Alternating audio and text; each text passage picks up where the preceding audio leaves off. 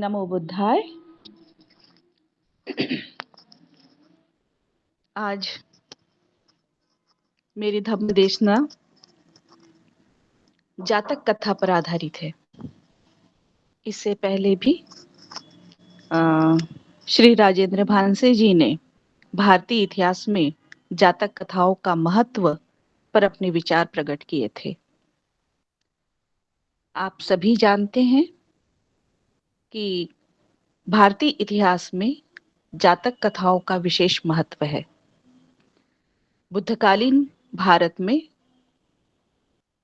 उस वक्त के समाज, धर्म, राजनीति, भूगोल, लौकिक विश्वास, आर्थिक, सामाजिक जीवन की पूरी सामग्री इन जातक कथाओं से प्राप्त होती है। जातक कथाएं भगवान बुद्ध के पूर्व जन्मों की बेहद लोकप्रिय कहानियां हैं, ऐसा माना गया है। इन कथाओं को बौद्ध धर्म के सभी मतों से संरक्षित किया गया है। भारत में ही नहीं अपितु पूरे विश्व में इन जातक कथाओं को बड़े ही सम्मान और बुद्ध के उपदेशों के रूप में ग्रहण किया जाता है।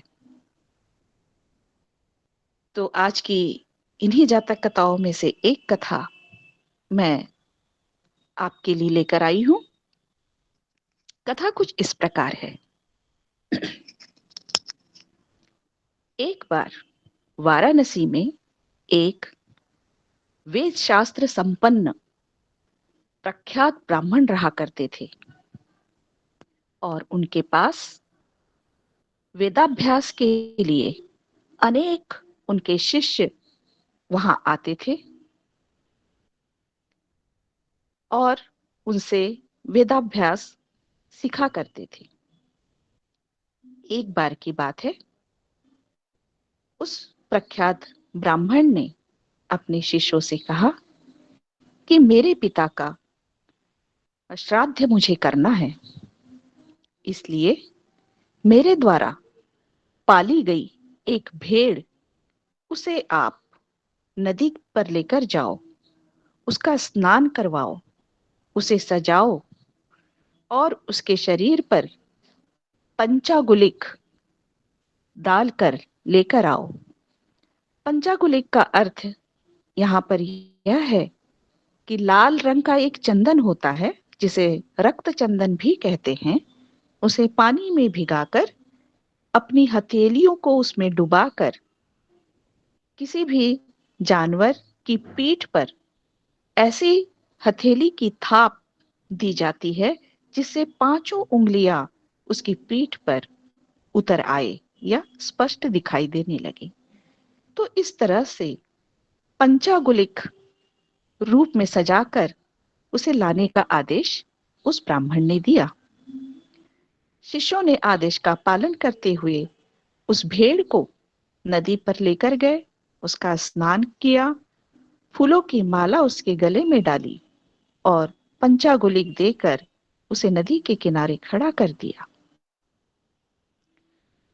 जब वह वहां खड़ा था, जो भेड़ खड़ी थी, तब वह अचानक बहुत जोर जोर से हंसने लगा और कुछ ही क्षण बाद वह बहुत जोर से रोने लगा। ये देखकर वो जो शिष्य थे उन्हें बहुत आश्चर्य हुआ और उन्होंने उस भेड़ से पूछा कि तुम पहले बहुत हंसे और अब रोने लगे, क्या कारण है? तब भेड़ ने कहा, प्रश्न तुम मुझे अपने आचार्य के सामने ले जाकर पूछो, तो ही मैं इसका उत्तर दूंगा। शिष्यों ने भेड़ को अपने आचार्य के पास लेकर आए और नदी पर जो घटना घटी उसे उन्होंने आचार्य को बताई। आचार्य को भी बड़ा आश्चर्य हुआ। तब उन्होंने अपने शिष्यों के सामने उस भेड़ से पूछा, तुम प्रथमतः हंसे और बाद में रोए, इसका कारण क्या है?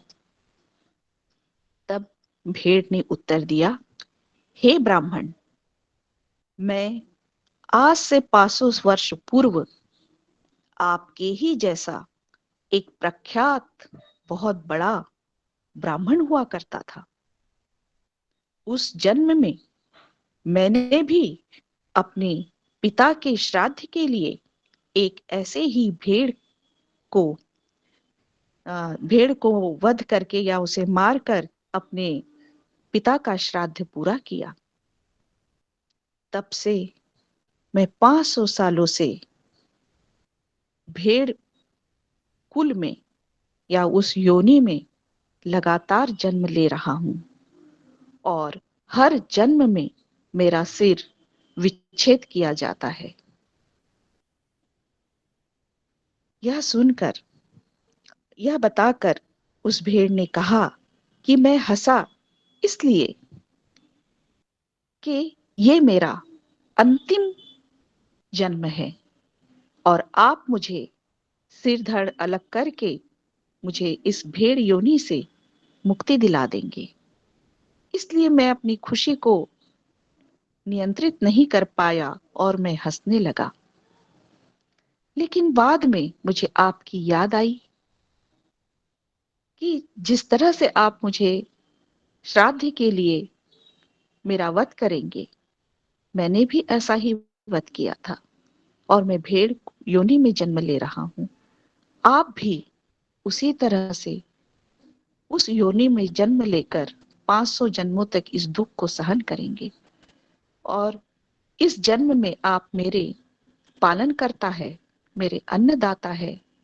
इसलिए मैं आपके लिए जरा द्रविड़ हो गया, आपके लिए मेरे मन में दया जागी, इसलिए मैं जोर जोर से रोने लगा। यह सुनकर उस ब्राह्मण ने उस भेड़ से कहा, ये मेरे समझदार भेड़, तुम निश्चिंत रहो, मैं तुम्हें मारूंगा नहीं। इस पर और मैं तुम्हारी सुरक्षा का पूरा इंतजाम करूंगा। इस पर भेड़ बोला, चाहे आप मुझे मारे न मारे, लेकिन मेरा पाप इतना बलशाली है कि मुझे मेरे इस अंतिम जन्म में उस सजा को तो भोगना ही है। उसे कोई नहीं रोक सकता, यहां तक कि ब्रह्मदेव भी नहीं। इस पर ब्राह्मण ने कहा, मैं तुम्हारी रक्षा करूंगा, मैं तुम्हारे साथ ही रहूंगा, मैं जहां जहां तुम जाओगे मैं और मेरे शिष्य तुम्हारे साथ रहेंगे। इस चीज की मैं तुम्हें विश्वास दिलाता हूं।